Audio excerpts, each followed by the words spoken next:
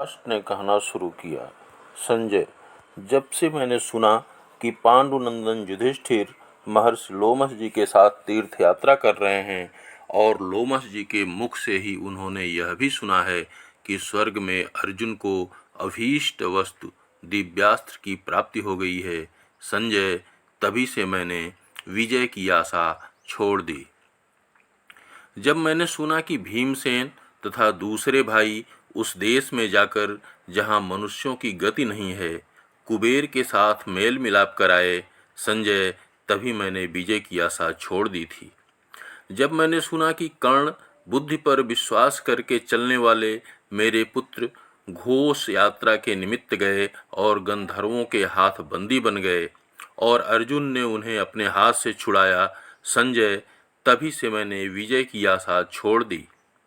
सूत संजय, जब मैंने सुना कि धर्मराज यक्ष का रूप धारण करके युधिष्ठिर से मिले और युधिष्ठिर ने उनके द्वारा किए गए गूढ़ प्रश्नों का ठीक ठीक समाधान कर दिया, तभी विजय के संबंध में मेरी आशा टूट गई।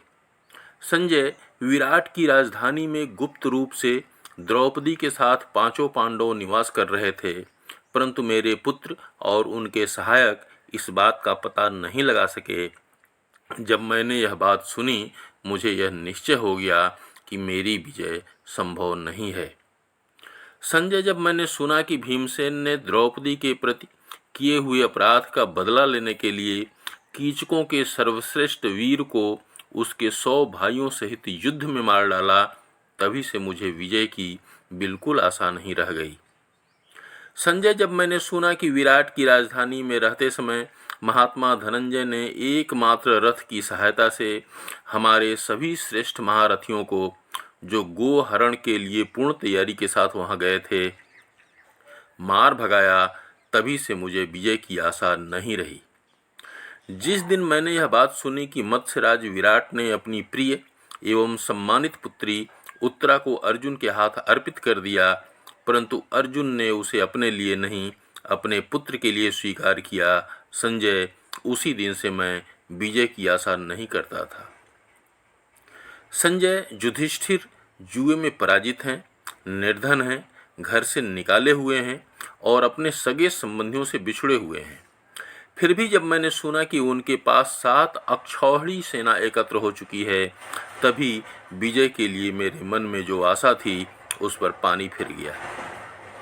वामनावतार के समय यह संपूर्ण पृथ्वी जिनके एक डग में ही आ गई बताई जाती है, वे लक्ष्मीपति भगवान श्री कृष्ण पूरे हृदय से पांडवों की कार्य सिद्धि के लिए तत्पर हैं।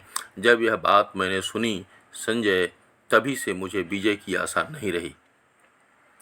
जब देवर्षि नारद के मुख से मैंने यह बात सुनी कि श्री कृष्ण और अर्जुन साक्षात नर और नारायण हैं और इन्हें मैंने ब्रह्मलोक में भली भांति देखा है, तभी से मैंने विजय की आशा छोड़ दी।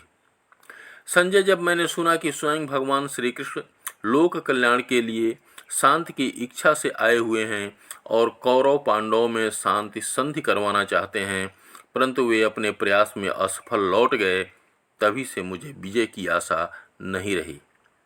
संजय, जब मैंने सुना कि कर्ण और दुर्योधन दोनों ने यह सलाह की है कि श्री कृष्ण को कैद कर लिया जाए और श्री कृष्ण ने अपने आप को अनेक रूपों में विराट या अखिल विश्व के रूप में दिखा दिया, तभी से मैंने विजय की आशा त्याग दी थी।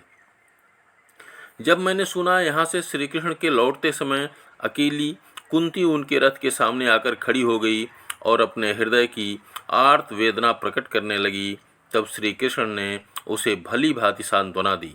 संजय, तभी से मैंने विजय की आशा छोड़ दी।